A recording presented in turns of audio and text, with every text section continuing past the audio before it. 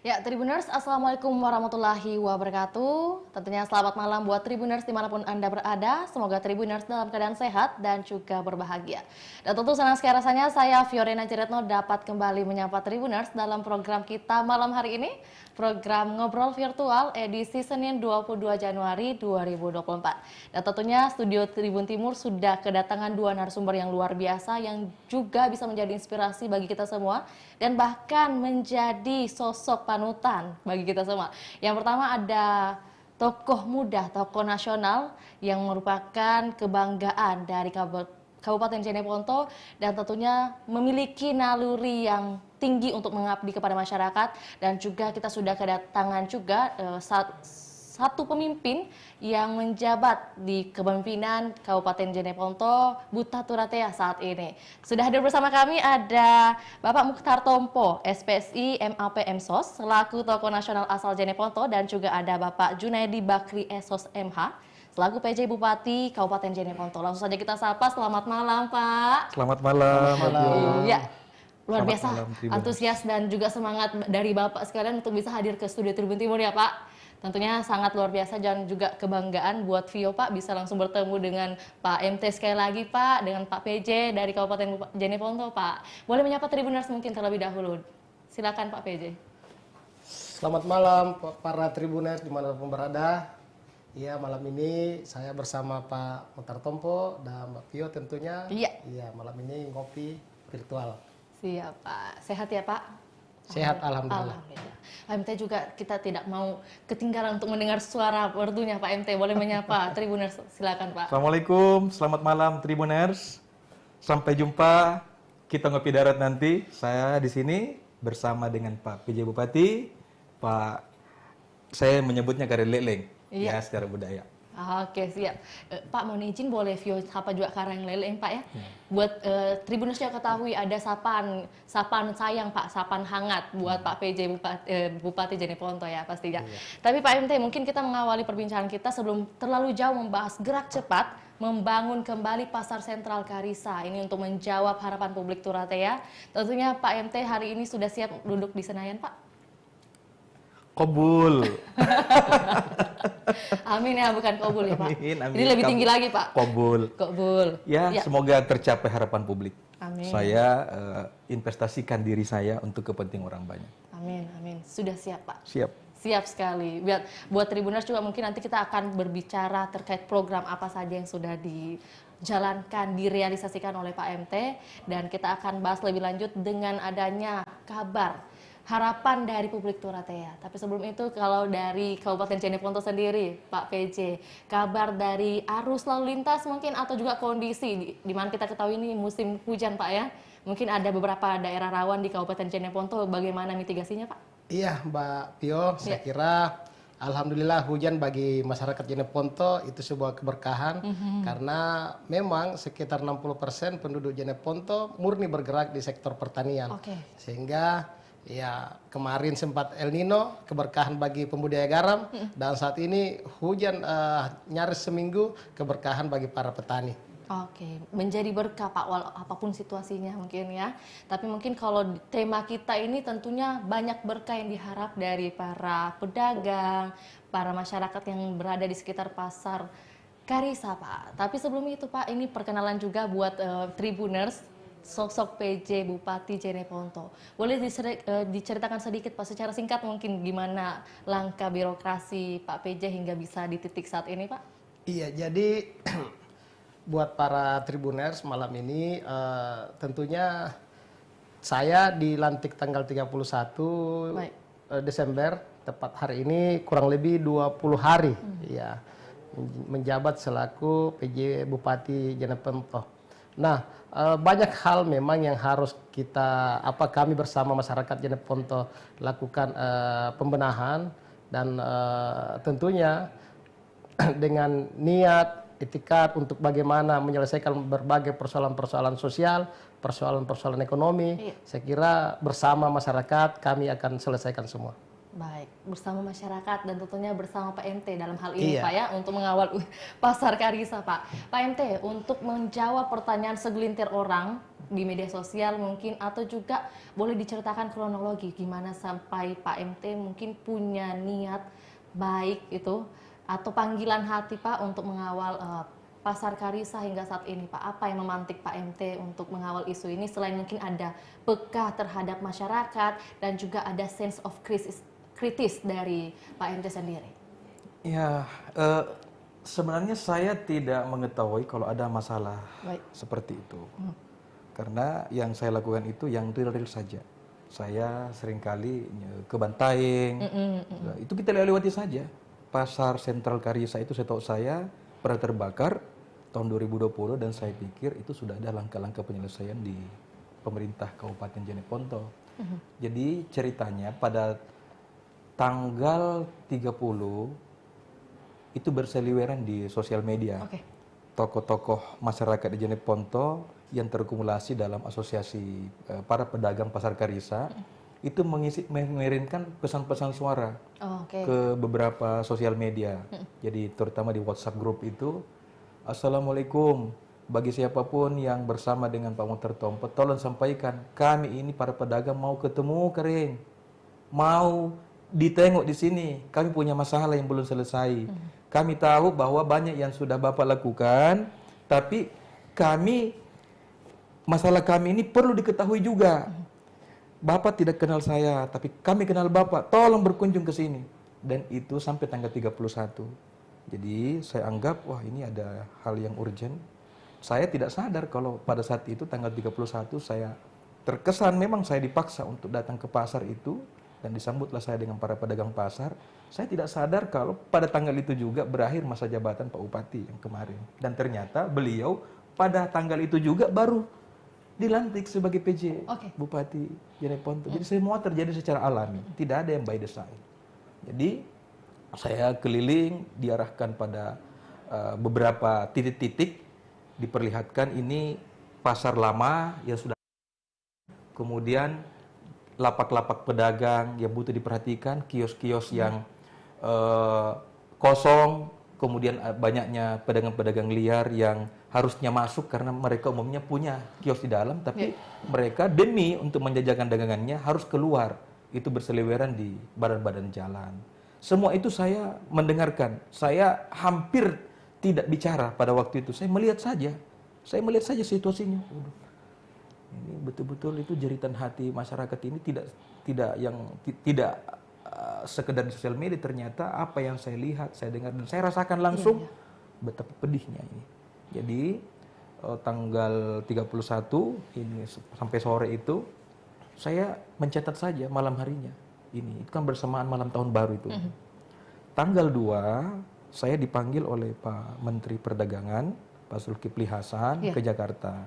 Memang pada tanggal 31 malam itu pas malam tahun baru, saya mengirimkan pesan-pesan WhatsApp ke beliau bahwa tadi saya dari pasar Karisa ini, Jeneponto ini adalah daerah kelahiran saya, ternyata pasarnya kayak begini, ini pasar senter, pasar induk, pasar kebanggaan masyarakat Turatea.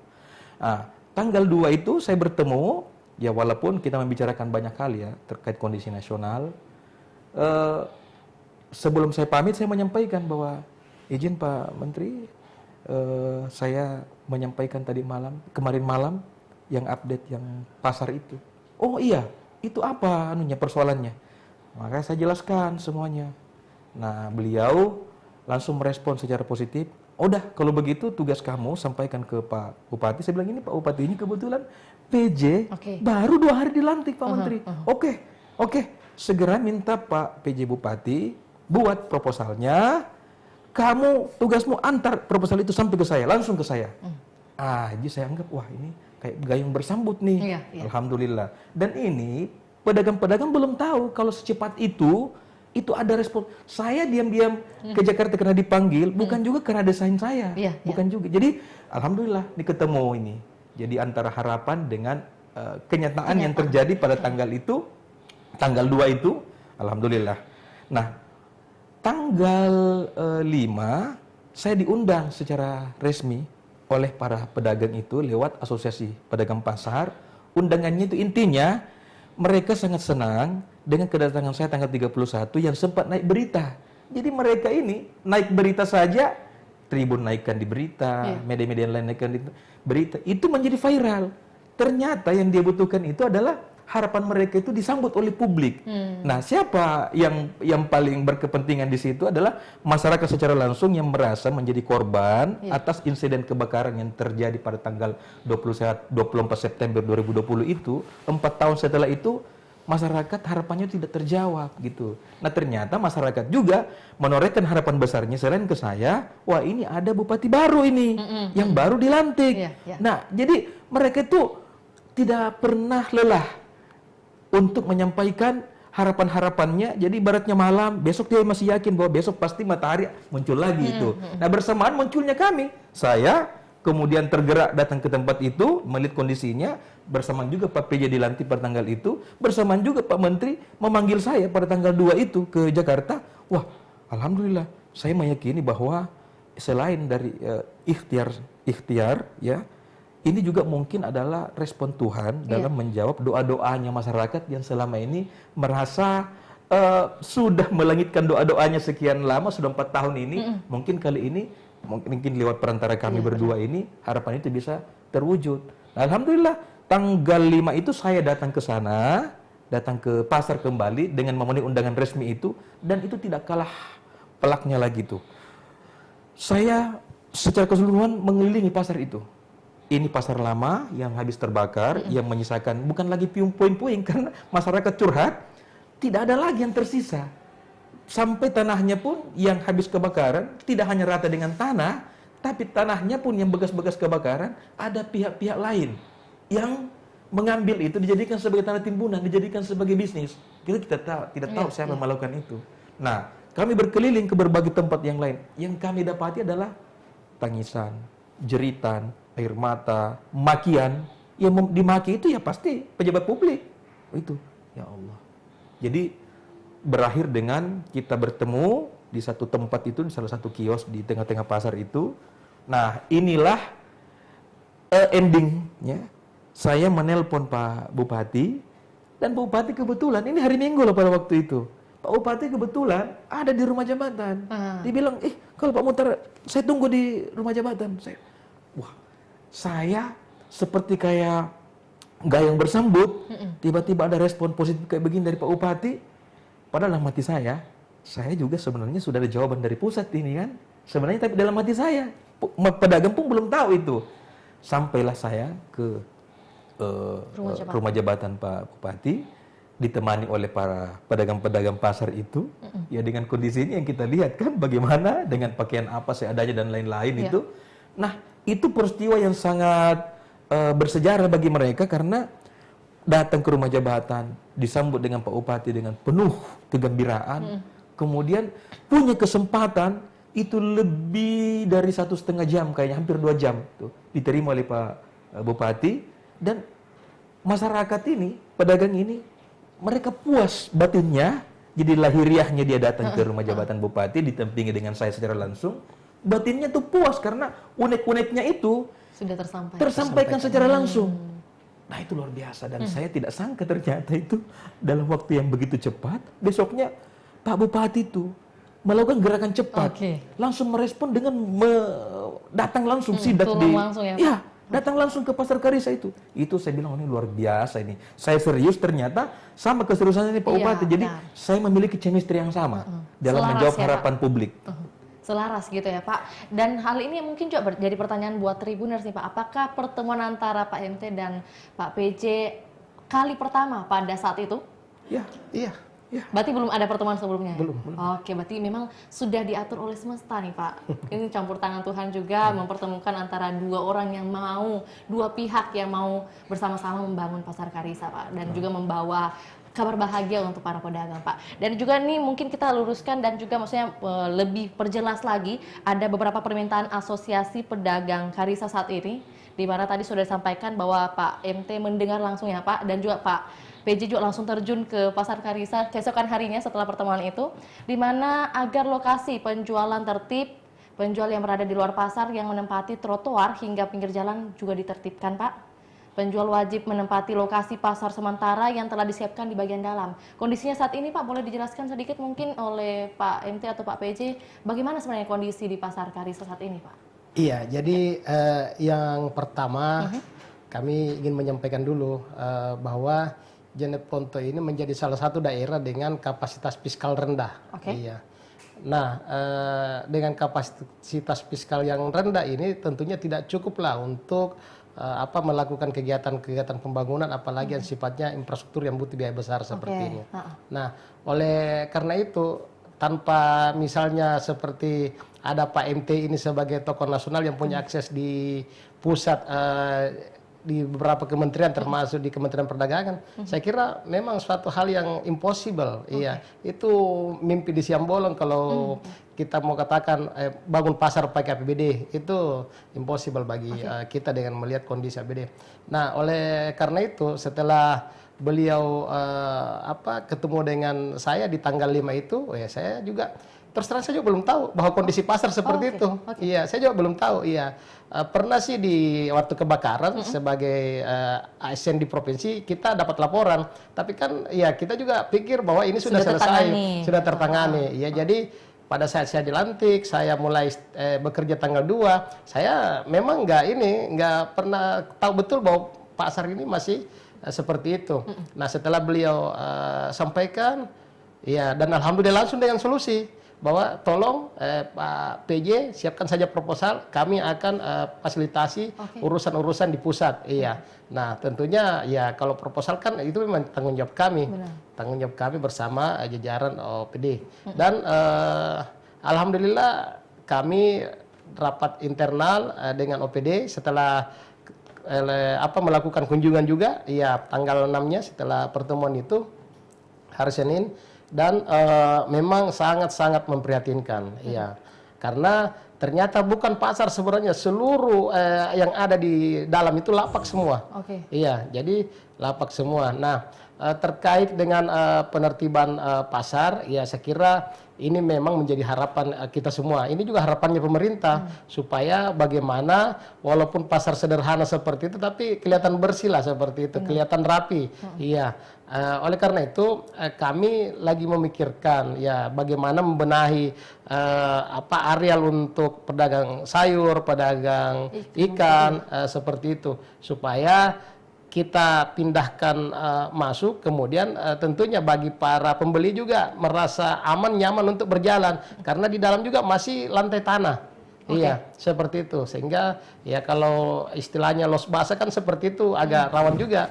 Agak rawan juga. Jadi pemerintah lagi memikirkan untuk bagaimana perbaikan dari sisi lantai dulu, ya, untuk kemudian supaya memungkinkan dipakai untuk los basah seperti itu, ya, pasar-pasar basah seperti itu. Berarti aksesnya yang mau diperbaiki untuk pertama ya Pak. Ya, seperti ini juga masih permintaan Asosiasi Pedagang Karisa saat ini Pak, bagaimana membangun kembali pasar yang telah diratakan tanah sehingga menjadi pasar sentral yang sesungguhnya Pak. Dan menjadi pertanyaan Pak bagi beberapa orang, pastinya mungkin Pak MT dan juga Pak PJ sependapat Pak, apakah pasar sentral seperti ini harus ada insiden kebakaran dulu baru kemudian dibangun kembali Pak? Ini gimana memang, ya Pak MT? Ini memang aneh ya. Saya memang ya karena ini kan kita ini orang yang besar di organisasi ya. Kita banyak mengamati persoalan-persoalan sosial ya. Memang unik nih, tapi ini harus dijawab ini. Pertanyaan-pertanyaan publik yang berseliweran kayak begini, yang liar-liar begini ini harus dijawab oleh kehadiran pemerintah secara nyata. Jadi mengambil keputusan strategis, menjawab harapan publik. Apakah pasar ini harus terbakar dulu sebelum dibangun? Jadi justru saya ini bertanya, apakah ini permainan-permainan para broker-broker pasar? Ataukah ini menjadi bagian dari perencanaan teknis dari pemerintah yang sementara menjalankan kekuasaan di tingkat lokal, misalnya bupati nih, karena visinya adalah perluasan kota. Ya, ini kan beramai ini di warung-warung kopi itu dibahas dulu itu. Nah, apakah ada relevan dengan itu? Kemudian dari situ menciptakan taman-taman kota dan lain-lain tuh.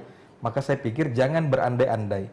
Jangan membuat publik membuat persepsi sendiri-sendiri. Jadi harus dijawab. Tidak usah juga dimusuhin orang-orang yang melakukan kritik seperti ini, yang menafsirkan seperti ini. Kewajiban pemerintah itu adalah menjawab harapan publik. Kalau publik menginginkan sesuatu yang menjadi kewajibannya, hak dia untuk dilayani dengan baik oleh pemerintah, maka kewajiban pemerintah itu dengan Undang-Undang nomor 25 tahun 2009 itu, pelayanan publik kan ada 12 asas pelayanan publik itu kan harus dijawab gitu. Jadi kita tidak tahu apakah itu by design atau itu terbakar secara murni. Yang pasti tanggal 24 September malam itu tahun 2020 terbakarlah Pasar Sentral Karisa, pasar induk, pasar kebanggaan masyarakat Jeneponto. Dan ini bagi saya malam yang naas bagi para pedagang. Benar. Juga pada masyarakat secara umum. Karena ini pasar kebanggaan ini. Jadi Jeneponto itu banyak pasar-pasar yang tradisional. Hampir seluruh desa ada. Jadi ada pasar Senin Kamis, ada pasar yang khusus pahing-pahing itu. Setiap penanggalan di kalender ada pahing, ada lagi pasarnya. Terus ada 3 pasar yang eksis ya dari dulu sampai sekarang. Itu pasar Allu di Bangkala, pasar Taman Royak di Tondrokasih Timur, terus pasar Taruang di Kecamatan Taruang. Pasar ini tiap hari setelah subuh sampai jam 10 pagi. Tapi pasar Sentral Karisa ini, pasar induk, itu bisa dikatakan beroperasi sampai 24 jam. Jadi masyarakat yang membutuhkan sesuatu, misalnya mau datang ke pasar Taman Roya atau pasar Allu atau pasar Taruang, sudah tutup siang hari, sore hari, malam hari, itu bisa langsung ke pasar Sentral Karisa. Nah, sehingga ada satu pelayanan publik yang sangat sensitif, karena itu berkenaan dengan kebutuhan langsung oleh masyarakat itu tidak ada.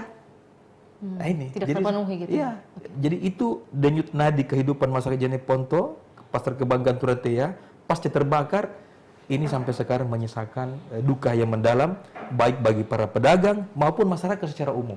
Bayangkan pedagang ini pasca kebakaran mereka mengatakan begini waktu saya berkunjung. Umumnya mereka itu mendapatkan pendapatan lebih dari 1 juta per hari per satu kios. Di sana lebih dari 600 kios. Belum lagi lapak-lapak yang lain itu kan. Sementara sekarang ini untuk mendapatkan 50.000 saja dalam 1 minggu susahnya bukan main. Sampai-sampai untuk mencukupi kebutuhan listriknya dalam 1 minggu itu atau 1 bulan itu setengah mati. Aduh, saya pikir ini harus dijawab dengan benar dengan kehadiran kita ya. Saya dengan Pak Bupati. Oke, ya mungkin sebelum terlalu jauh kita melangkah lagi nih Pak, bagaimana mungkin penataan lokasi lingkungan dari kondisi pasar Karisa, mungkin kita terlupakan nih sedikit ya Pak. Pak PJ mungkin menilai sosok Pak MT hingga saat ini yang ikut membantu menyuarakan bagaimana pasar Karisa harus dibenahi begitu Pak. Melihat hal itu, tanggapan Pak PJ terhadap sosok Pak MT seperti apa Pak? Iya, jadi beliau ini kan memang sudah lama saya kenal di media-media. Iya. Nanti tanggal 5 kemarin baru ketemu langsung. Ya, jadi beliau yang saya ketahui selama ini ya anak muda, tokoh nasional, ya dari Jeneponto. Itu. Dan saya kira ini juga menjadi sebuah apa ya bagi saya, iya. Kenapa? Karena pas saya baru menjabat beberapa hari, beliau datang berkunjung. Iya. Jadi saya bilang, wah ini angin segar ini bagi saya. Iya, saya durian runtuh lah istilahnya ya bagi saya. Nah, karena memang pasar ini kan sentra perekonomian di daerah. Iya, di situ juga bagi pemerintah daerah ada retribusi. Iya, mereka juga membayar pajak. Iya. Nah, kalau ini tidak dibenahi, kemudian pemerintah hanya narik retribusi saja, saya kira ini bagi saya hati nurani saya tidak cocok sebenarnya. Nah, oleh karena itu, iya, dengan hadirnya beliau. Iya, ini juga saya pikir ini doa-doa saya juga karena pas kemarin saya kan di Jeneponto hanya 1 tahun SK saya. Iya. Nah, kalau misalnya tidak ada sosok yang seperti beliau yang meluangkan atau berkenan memfasilitasi ini, saya juga kewalahan. Mungkin saya akan berpikir ke pasar, ya karena setiap ke pasar pasti akan ditagih. Dan setelah saya bertemu beliau di tanggal 5, besoknya saya pede-pede aja ke pasar karena sudah ada yang insya Allah akan memfasilitasi, ya akan mendorong untuk bagaimana percepatan pembangunan pasar Karica di tahun 2024 ini. Oke. Jadi memang sangat terbantu ya Pak PJ dalam hal ini. Pak MT juga mungkin saling menguntungkan begitu, saling membantu, saling membahu juga. Tapi Pak, kalau berbicara tentang retribusi tadi, lantas dananya kemana nih Pak? Maksudnya retribusi kan ada. Dalam hal ini ada pembangunan mungkin atau perbaikan atau seperti apa yang dilakukan oleh pemerintah daerah sebelumnya? Iya, yang saya pahami masyarakat Jeneponto itu termasuk masyarakat yang taat. Baik. Iya, walaupun dengan kondisi pasar seperti itu, mereka tetap bayar kewajiban retribusi. Saya kemudian yang selaku PJ yang prihatin melihat kondisi ini. Nah, oleh karena itu saya kira ya ini menjadi sebuah harapan kita ke depan. Karena dengan hadirnya pasar yang representatif memadai, ya kita juga mungkin pemerintah akan mendapatkan efek ganda. Ya selain pergerakan ekonomi akan lebih baik, saat ini kan Jeneponto hanya 3,8%. Iya. Kemudian pada bagian lain pasti penerimaan dari sisi retribusi juga akan meningkat. Ya, kemudian hasil-hasil produk pertanian masyarakat, kemudian yang menjadi bagian transaksi di pasar juga istilahnya akan tercipta ekosistem yang lebih bagus di pasar itu, ekosistem bisnis ya. Dengan kondisi saat ini Pak, ini kan tadi taat retribusi dan sebagainya, tentunya juga menjadi beban ya Pak bagi pedagang gitu. Dengan adanya mungkin perubahan harga kebutuhan pokok Pak, dengan kondisi saat ini 4 tahun lamanya menunggu ada perbaikan, dan juga tadi ada penyampaian dari Pak MT, mereka mungkin biasanya bisa mendapatkan penghasilan berapa, dapatnya saat ini cuma berapa, atau bahkan tidak bisa menghidupi kehidupannya Pak. Harga bahan pokok Pak pasti berpengaruh juga Pak, terdampak juga Pak? Iya pasti, iya. Kenapa? Karena memang kalau dari sisi inflasi kan ketahuan bagaimana pergerakan harga-harga bahan pokok. Kita di Jeneponto kalau inflasi ya beras termasuk, cabai termasuk. Pada bagian lain kan Jeneponto ini salah satu sentra produksi beras, sentra produksi cabai. Nah ini tentunya harus ditopang oleh ya sarana dan prasarana yang memadai, infrastruktur jalan juga tentunya. Iya. Nah terkait dengan pajak dan retribusi tadi juga. Retribusi tadi juga, ya saya yakin kalau misalnya masyarakat sudah bisa berusaha dengan baik, pembeli yang istilahnya transaksi yang diterima setiap hari sudah cukup, ya kalau misalnya saya akan menerapkan kebijakan menaikkan retribusi, itu bukan masalah bagi mereka.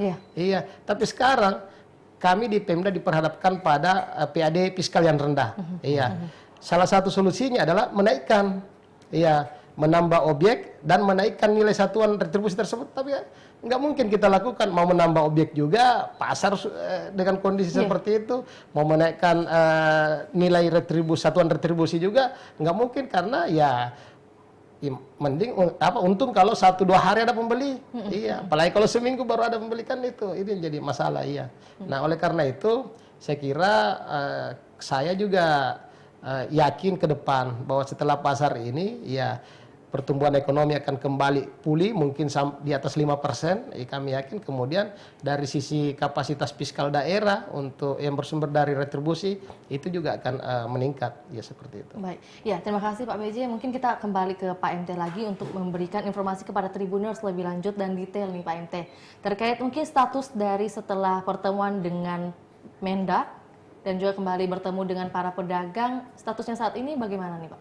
Ya, statusnya sampai saat ini intinya saya terus termonitor dengan Pak Zulkifli Hasan sebagai Menteri Perdagangan, apalagi kan kita ya punya hubungan yang khusus ya. Nah, jadi intinya secara administrasi kalau Pak Bupati sudah memberikan kewajibannya, melakukan kewajibannya, misalnya membuat apa yang dibutuhkan oleh Pak Menteri secara teknis dan secara administratif, maka kewajiban saya untuk menyerahkan ke beliau. Gitu. Selebihnya ya, kita pasti akan berikhtiar untuk memperjuangkan. Jadi memang bukan hanya masalah pasar, di Jeneponto ini banyak persoalan. Banyak persoalan yang membutuhkan jawaban. Tapi kalau jawaban-jawabannya hanya bupati yang memikirkan semata, tidak akses tidak ada akses ya ke secara teknis ke pusat itu, pasti siapapun bupati akan kerepotan. Gitu. Jadi saya anggap ini Pak Bupati, kita ini ditakdirkan bertemu di momen seperti ini, dan kebetulan kita diperhadapkan pada masalah yang diadukan oleh masyarakat. Ini ada jalannya, gitu. Jadi ketemu ini, ada masalah, ada soal yang harus dijawab, dan jawabannya ada. Mari kita lakukan secara serius. Dan alhamdulillah, kami bersama-sama secara serius menjadikan ini sebagai agenda prioritas. Dari sekian banyak persoalan-persoalan masyarakat di Kabupaten Jeneponto, masalah inilah yang saya pikir paling urgent. Selain tentunya masalah yang lain ya, banyak masalah pertanian, masalah nelayan, pupuk yang langka, dan lain-lain.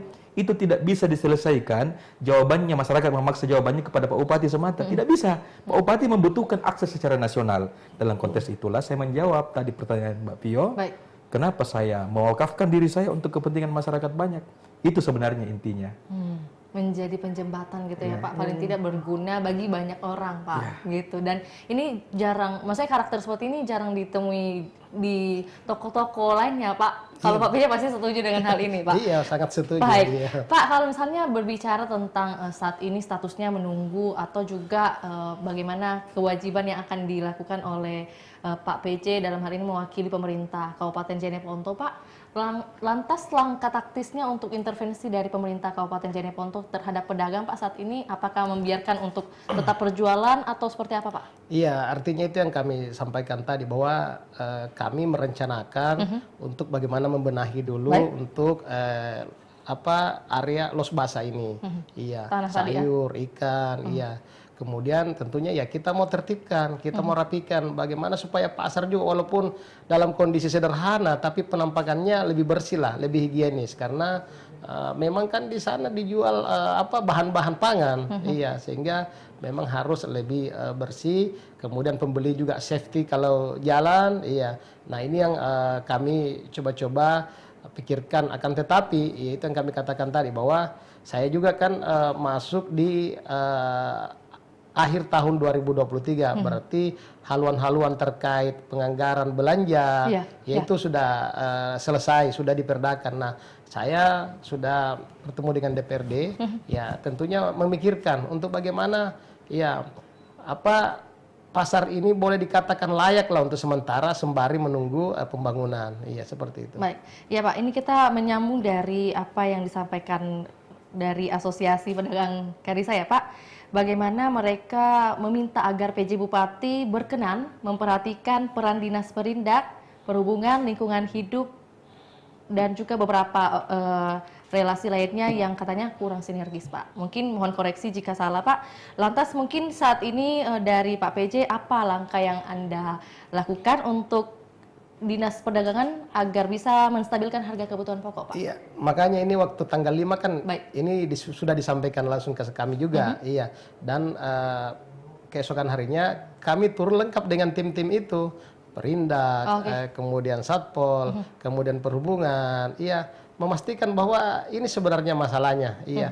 Karena kami yakin kalau pimpinan-pimpinan OPD, kalau PJ Bupatinya sudah ke sana, pasti mereka juga akan berpikir. Mereka akan berpikir. Makanya saya biasa menyampaikan di setiap kesempatan kepada seluruh OPD bahwa saat ini bukan lagi saatnya bikin program kegiatan di belakang meja, tapi kita bikin program kegiatan bersama masyarakat. Itu yang kita dorong, ya, supaya apa-apa yang kita lakukan itu memang sesuai dengan kebutuhan masyarakat, bukan kebutuhan kita selaku penyelenggara pemerintahan di daerah. Iya, sehingga insya Allah secara perlahan, karena saya juga kan baru lebih 20 hari di sana, jadi secara perlahan kita akan benahi bersama. Tentunya kami juga selaku penjabat bupati ya tetap berharap support dari masyarakat, ya support dari masyarakat untuk bagaimana kalau Jeneponto ini memang perlu kolaborasi. Saya kira dari pusat sudah ada kolaborasi Pak Mutar Tompo, kemudian di daerah masyarakat dengan pemerintah daerah, dunia usaha itu semakin diperkuat, ya, sehingga insya Allah kalau dengan kolaborasi yang baik, ya satu kekuatan, ya persoalan-persoalan yang ada saat ini, ya secara bertahap kita selesaikan. Iya. Baik, memang semua butuh waktu, begitu ya Pak. Seperti yang disampaikan Pak PJ, baru terhitung 20 hari menjabat. Tentunya ini sudah gerak cepat ya Pak, gerak cepat untuk bagaimana membangun kembali Pasar Karisa. Pak, ini kalau berbicara tentang asosiasi pedagang pasar di Pasar Karisa Jeneponto, tentunya kan sudah ada langkah-langkah dialogis yang sudah dilakukan, ada beberapa pertemuan.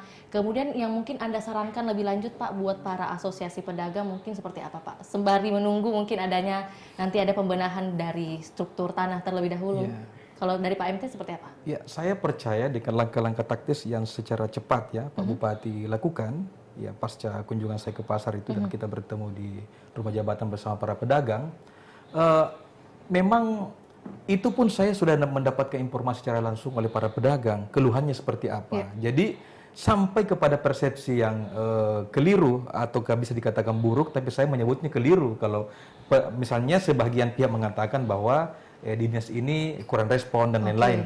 Artinya begini, tapi tidak bisa disalahkan oleh masyarakat. Kenapa? Karena masa penantian itu begitu lama, 4 tahun, sehingga berbagai multi tafsir dari masyarakat, persepsi-persepsi yang tadinya positif bisa berubah menjadi buruk karena adanya pelayanan-pelayanan publik yang tidak terjawab. Misalnya masyarakat harapannya sudah pasar ini masa sudah 4 tahun sudah terbakar, tidak ada solusinya, ya kan? Saya yakin pemerintah daerah dengan berbagai komitmennya pasti melakukan berbagai macam cara. Tapi itu tadi itu mungkin belum terwujud. Sehingga saya mengatakan tidak terwujudnya itu karena mungkin karena kurangnya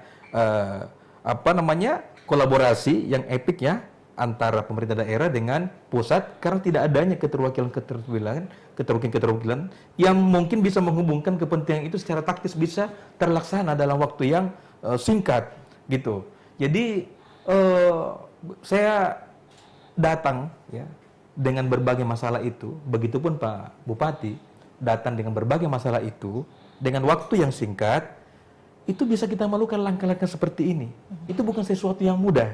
Jadi seperti Mbak Bio tadi bilang, ada respon alam, mungkin saja. Mungkin juga efek dari doa-doanya masyarakat yang mendambakan itu, harapannya itu bisa segera terwujud gitu.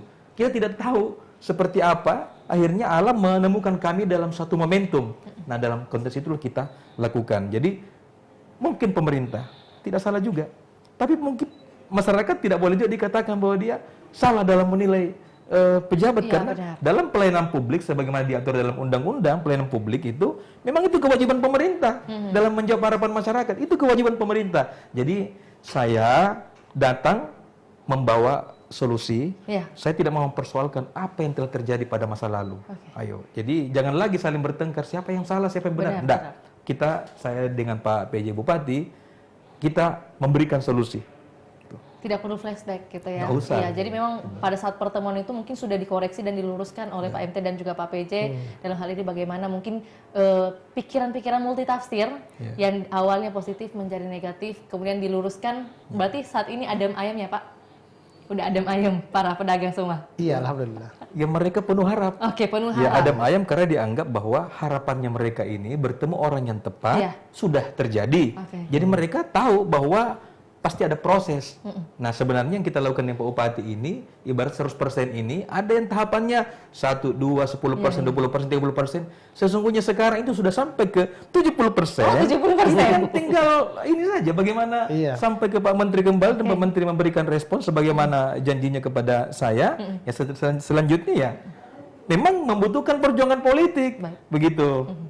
Untuk menjawab juga mungkin harapan masyarakat khususnya pedagang di Pasar Karisa, Pak, tentunya kita juga perlu memberitahu bagaimana sebenarnya nantinya ketika ada sudah pembangunan terjadi, konsep yang akan dihadirkan, Pak. Mungkin ada ya, kami dapat kabar ada yang meminta hanya 1 lantai, ada yang dan sebagainya lah, Pak ya. Pastinya Pak PJ dan Pak MT lebih tahu. Tapi mungkin kalau dari segi konsep, Pak ya, kita juga dapat kabar bahwa akan dihadirkan konsep digital. Mungkin bagaimana konsep digital yang akan diberikan dan dihadirkan pada saat nanti nih Pak? Iya, jadi memang namanya pasar tradisional, ya tentunya juga ya pasti mereka tidak butuh infrastruktur yang terlalu besar. Iya, cukup satu lantai saja. Yang pasti ada tempat-tempat yang mungkin untuk pedagang-pedagang sudah cukup. Iya. Yang kedua, saya kan juga ada pengalaman bangun pasar tanpa konflik. Iya. Di salah satu pasar Lambocat namanya. Iya. Yang kita hitung kebutuhan lots itu sesuai dengan jumlah pedagang. Ya, jangan ditambah, jangan dikurangi. Karena kalau ditambah atau dikurangi, inilah yang potensi konflik. Jadi sesuai. Tidak adil. Jadi ya, sesuai. Kemudian selanjutnya mereka gratis. Mereka nggak boleh dijual karena mereka lah yang sebenarnya penggerak perekonomian di daerah, salah satu motor penggerak, iya, dari sebuah sistem perekonomian di daerah. Jadi kita kasih gratis saja seperti itu. Nah, tentunya kan mereka punya kewajiban bayar retribusi dari pemanfaatan fasilitas pasar yang ada, iya. Nah, kemudian yang lain dalam kaitan dengan pasar digital, saya kira memang kan saat ini mau tidak mau, siap tidak siap, kita sudah berada di era itu. Nah, oleh karena itu saya sudah mendorong ya termasuk Kepala Dinas Kominfo, Kepala Dinas Perdagangan untuk bagaimana mengcombine ini. Selain model pasar konvensional yang butuh infrastruktur seperti ini, juga kita kombinasikan dengan pasar digital. Artinya yang kami pahami pasar digital ya mereka mungkin live di situ, penjual ikan bisa live, bahwa ini ikan saya yang tersedia saat ini, penjual pakaian bisa live. Jadi akan tumbuh kembang unit-unit usaha baru jasa kurir. Iya, seperti itu. Itu yang kami pikirkan, sehingga benar bahwa kami akan menyesuaikan kebutuhan pasar ini sesuai dengan apa harapan, apa aspirasi dari asosiasi pedagang ini. Iya. Bukan lagi saatnya, itu saya katakan tadi, bukan lagi saatnya pemerintah secara sepihak menyusun perencanaan. Akan tetapi kita susun perencanaan ini melibatkan masyarakat. Baik, Pak. Mungkin juga salah satu konsep digital yang akan dihadirkan bagaimana pembayaran yang saat ini sudah cashless ya, Pak. Iya. Pak MT mungkin mau menambahkan mengenai konsep digital yang akan dihadirkan nanti, Pak? Iya, secara sederhana intinya gini. Kita harus menjawab kondisi masyarakat sesuai dengan kondisi terkini ya, yang terupdate gitu. Jadi mau pasar yang satu lantai atau dua lantai, mau yang digital atau yang sistem konvensional, itu semua pasti sesuai dengan waktu, karakter masyarakatnya dan lain-lain. Saya pikir pasar yang dibutuhkan saat ini adalah pasar yang nyaman bagi para pedagang, juga nyaman bagi para pembeli. Jadi dua pihak ini, baik yang menjual pedagangnya, kemudian user, konsumennya, publik, masyarakat ini, semua harus terlayani dengan baik dan merasa nyaman gitu. Itu saya pikir yang harus kita ikhtiarkan. Dan saya sepakat dengan Pak Bupati, memang kalau kita kembali pada teori ya, terbentuknya sebuah negara, inti dari seluruhnya ini adalah kan masyarakat, untuk rakyat. Jadi ini ada teori kebutuhan dan keinginan. Jadi kalau membuat sebuah perencanaan, memang harus by riset. Itulah yang kami lakukan. Kenapa tertumpuk berbagai macam ide gagasan, kemudian diikhtiarkan menjadi program nyata di masyarakat, karena kita melakukan riset. Saya bekerja sama dengan teman-teman saya, alumni yang program B.J. Habibie yang ada di Habibie Center. Di situ kan saya sebagai penasehat. Kemudian kita kerjasama dengan LIPI, di BPPT dan lain-lain, LAPAN, BIG, semua kita kerjasama. Sebenarnya negara sudah menyediakan ini. Tinggal bagaimana kemampuan pemerintah daerah menjalankan undang-undang otonomi daerah ini, negara tidak lagi tersentralistik. Bupati punya kewenangan dalam mengelola urusan-urusan daerahnya sesuai dengan karakter daerahnya, apa yang dibutuhkan secara taktis. Saya kira itu. Ya, tentunya kami juga akan menampilkan informasi yang sudah menjadi program dari Pak MT, bagaimana mungkin saat duduk di Senayan, Pak, boleh ya kita tampilkan buat Tribuners, mungkin kita bahas sedikit, Pak, kilas balik dulu di periode 2014 hingga 2019, Pak, ya. Pak MT duduk di Senayan dan akan duduk insya Allah, amin, di Senayan di periode 2004-2025 nanti. Baik.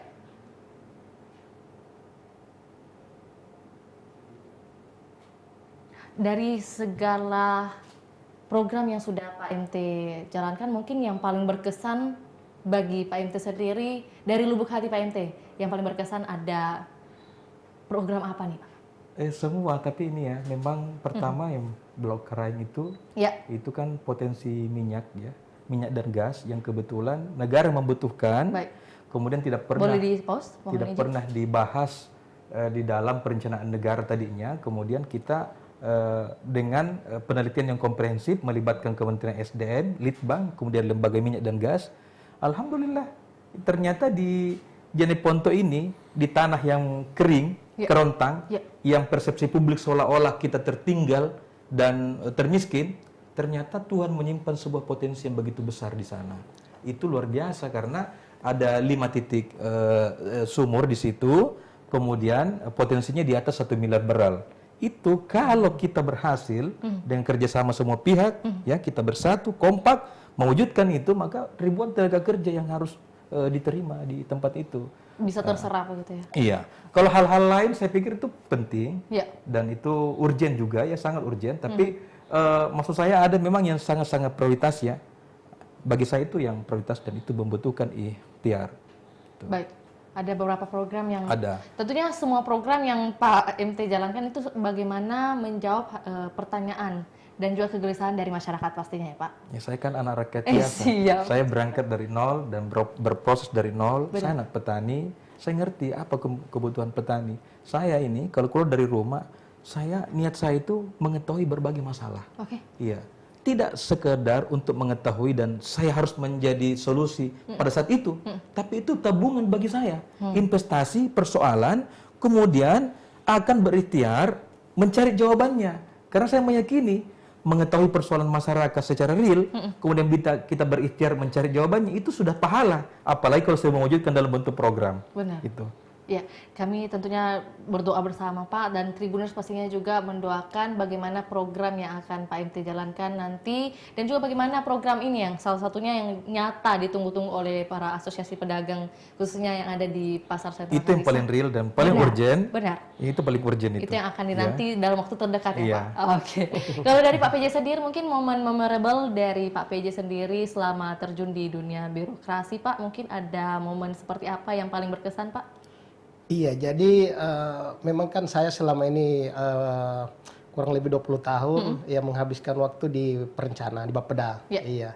Nah, memang hal klasik kita selama ini di Bapeda menyusun perencanaan kebijakan-kebijakan, memang diskusinya di meja aja terus. Iya, tanpa musrembang selama ini ya jarang sih dihadir oleh elit-elit, pengambil-pengambil kebijakan, paling tenaga-tenaga teknis yang hadir sehingga ini tidak nyambung. Nah, ini yang kemudian kami mencoba menggeser ini untuk bagaimana itu saya katakan tadi ya menyusun perencanaan bersama masyarakat ya sehingga ya mimpi saya ke depan tidak ada lagi proyek-proyek atau kegiatan pemerintah dari sisi pembangunan infrastruktur yang terbengkalai. Kan sekarang biasa ada gedung-gedung apa kemudian dibangun ditinggalkan nggak bermanfaat seperti itu. Nggak ada lagi seperti itu. Kita bangun sekolah yang memang di tempat yang banyak anak-anak seperti itu ya sehingga seluruh belanja-belanja atau kegiatan-kegiatan investasi yang dilakukan pemerintah itu bermanfaat, berhasil guna untuk masyarakat. Apakah saat ini Pak masih ada masalah strategis lain yang butuh penanganan serius mungkin yang bisa melibatkan Pak MT dalam hal ini? Sebenarnya masih banyak PR beliau, tapi nanti sebentar kami diskusi-diskusi lagi ya. Memang kan di Jeneponto itu karena salah satu daerah dengan fiskal rendah, ya persoalan infrastruktur ini kan persoalan bagi daerah juga di Jeneponto. Iya, kami sebagai daerah dengan basis utama pertanian, jalan, irigasi itu kan urat nadi untuk usaha-usaha di sektor pertanian. Nah, ini yang mungkin tentunya itu yang saya katakan tadi bahwa saya juga tidak pernah mimpi akan ketemu beliau. Nah, seandainya beliau orang berpikir seperti ini, misalnya saya yang berandai-andai, buat apa saya bantu PJ, saya nggak kenal kok. Iya, tapi alhamdulillah beliau yang hubungi saya pertama, iya beliau yang hubungi saya pertama. Iya, padahal saya lagi urus dengan siapa saya harus ke Jakarta sampaikan proposal, saya nggak tahu. Iya, saya nggak tahu dengan siapa. Iya, nah alhamdulillah karena betul itu yang disampaikan tadi bahwa ini karena kehendak Maha Kuasa kami dipertemukan dan ya saya yakin di 1 tahun penugasan ini insya Allah ada beberapa legacy tentunya atas dukungan fasilitasi beliau yang akan mengakseskan ke Jakarta. Baik.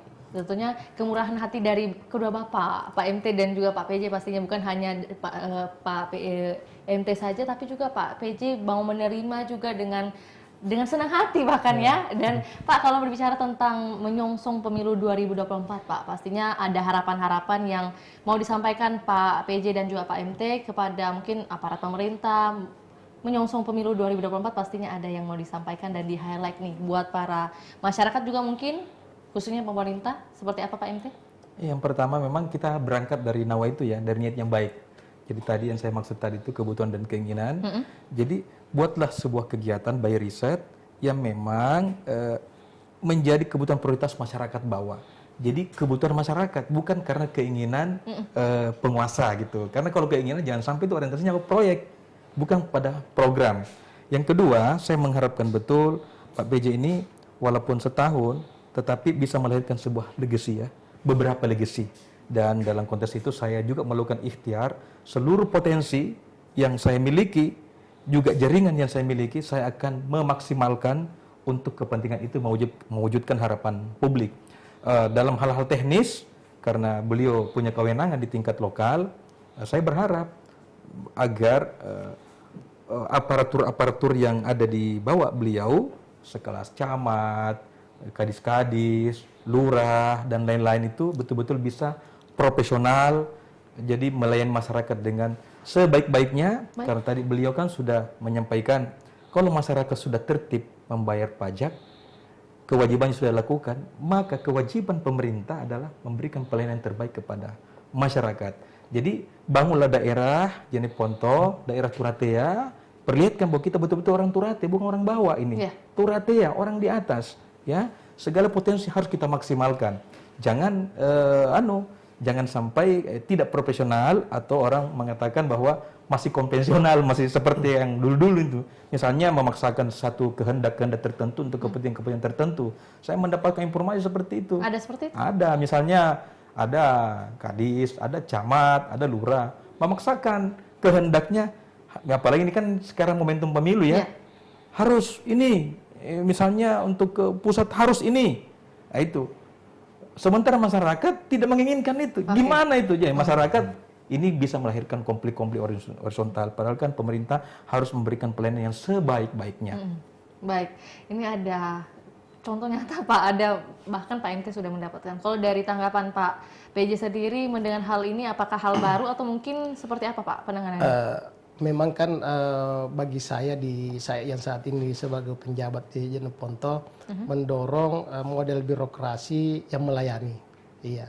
Jadi saya sampaikan ke seluruh ASN bahwa ketika Anda menjadi bagian dari pemerintahan ini, ya berarti itu pilihan Anda untuk menjadi pelayan masyarakat. Ya, makanya yang punya kendali pemerintahan ini adalah masyarakat. Kita ini hanya pelayan, kita hanya pekerja.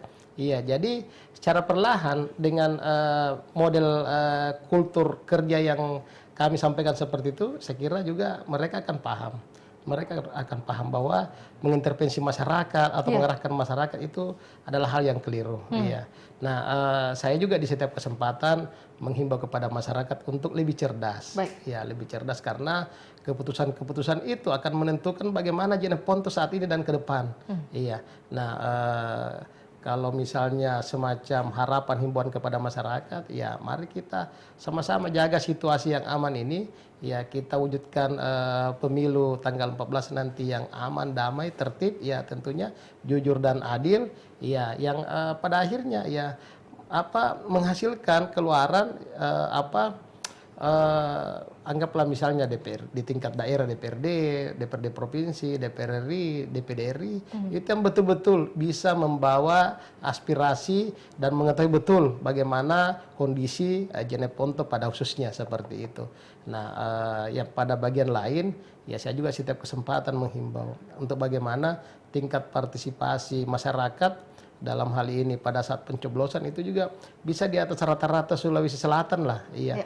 Artinya bahwa memang kita ini di Jeneponto dalam konteks berdemokrasi paling dan sangat-sangat sadar seperti itu ya. Baik. Ya, jangan sampai ini ada kesannya bahwa karena ini PJ sehingga tidak bisa menertibkan aparaturnya secara profesional. Itu keliru itu. Pak PJ bisa melakukan itu. Mungkin apa tindakan yang nanti dilakukan oleh Pak PJ jika mendapati ada kasus seperti itu lagi Pak? Secara normatif kan sampai pemecatan aturannya. Tapi kan dalam kaitan dengan punishment jabatan, pergeseran itu kan kita punya kewenangan juga. Iya. Jadi tentunya hal-hal seperti ini kita jaga bersama. Akan menjadi perhatian ya Pak. Baik. Kalau ada yang begitu nanti saya sampaikan. Oke, langsung disampaikan ya.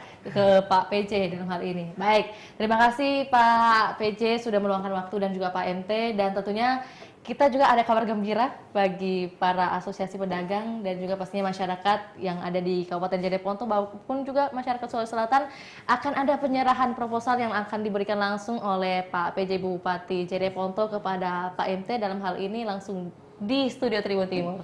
Silakan Pak. Iya, kita berdiri mungkin ya. Ini spesial untuk seluruh Iya. pedagang dan masyarakat di Jeneponto. Mungkin agak bisa ke tengah Pak, biar di center nih, disaksikan langsung nanti. Ya. Bismillahirrahmanirrahim. Pak Tertompo, saya serahkan proposal bantuan untuk pembangunan pasar Karisa, Kabupaten Jeneponto. Baik.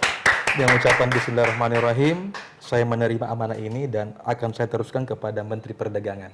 Kita berdua akan berikhtiar Pak untuk mewujudkan harapan masyarakat. Ikhtiar mewujudkan harapan masyarakat, luar biasa. Ini ada 1.000 orang di belakang layar ya Pak yang mendukung juga proses penyerahan proposal hari ini. Mohon doa. Mohon doanya semua, semoga bisa berjalan sesuai harapan. Amin. Kabul. Kabul. Kabul. Cukup? Iya. Nanti bisa disorot lagi di bagian Pak MT untuk memperlihatkan proposalnya nih Pak. Iya.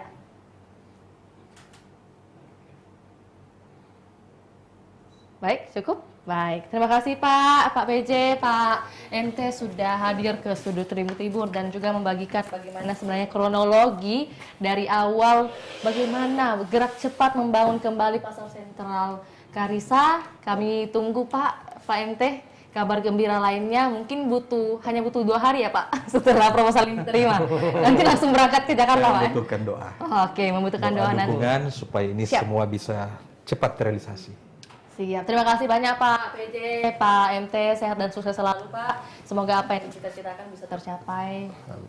Baik, Makasih. makasih. Terima kasih juga buat Tribuners yang hingga saat ini masih setia menyaksikan program Ngobrol Virtual. Tentunya bersama narasumber kita yang bisa menjadi inspirasi dari awal hingga akhir cerita tadi. Akhir kisah yang disampaikan bagaimana gerak cepat membangun proses pasar Karisa Kabupaten Jeneponto. Saya Fiorena Jeretno mewakili kedua narasumber dan juga tim pamit undur diri. Assalamualaikum warahmatullahi wabarakatuh. Sampai jumpa. Waalaikumsalam.